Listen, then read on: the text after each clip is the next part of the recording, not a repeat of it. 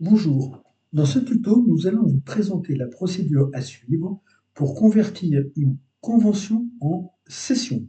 La session est l'entité dans laquelle nous allons définir les horaires de présence, le matin et l'après-midi, le ou les formateurs affectés à cette session, le statut de cette formation, certifiante ou continue, les feuilles d'émargement et autres documents administratifs.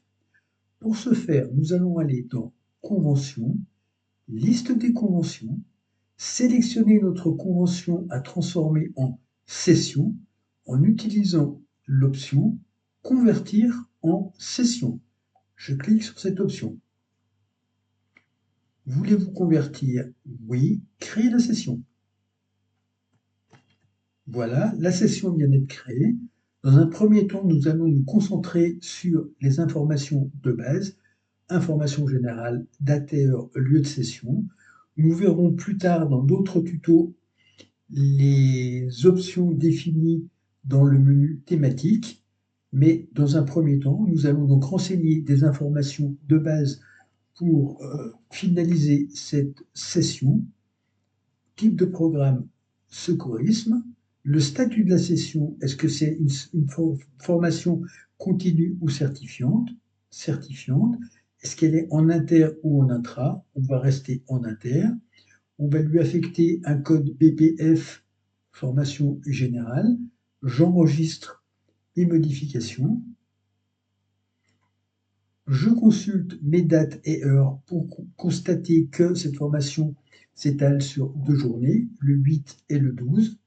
Éventuellement, je peux modifier, rajouter des dates et des heures en cliquant sur ce calendrier. Je vais donc rajouter pour le 14 une présence le matin de 9h à 12h30, mais pas l'après-midi. Donc je vais enregistrer ces nouveaux horaires. Le 14, le matin de 9h à 12h. Éventuellement, je peux m'être trompé en disant je supprime ces horaires-là pour rajouter une autre date, le 21, mais uniquement l'après-midi. Ajouter, enregistrer. Et donc ma session va s'étaler sur 3,5 jours, le 8, le 12 et le 21. Je supprime. Et concernant les lieux de session, je peux avoir plusieurs lieux paramétrés dans mon application, des salles qui sont pré-renseignées, ou alors chez le client, ou alors dans un autre lieu à définir. Dans ce cas-là, nous allons rester sur une salle qui est par exemple à la Part-Dieu et j'enregistre mon lieu de session.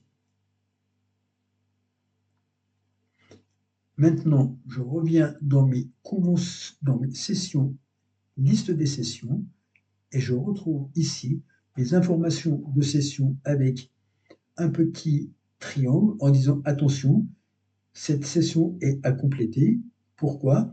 Parce qu'il nous manque par exemple le nom du formateur, il va nous manquer les attestations, il va nous manquer le réglage des automatismes pour générer tous les documents PDF inhérents à cette session.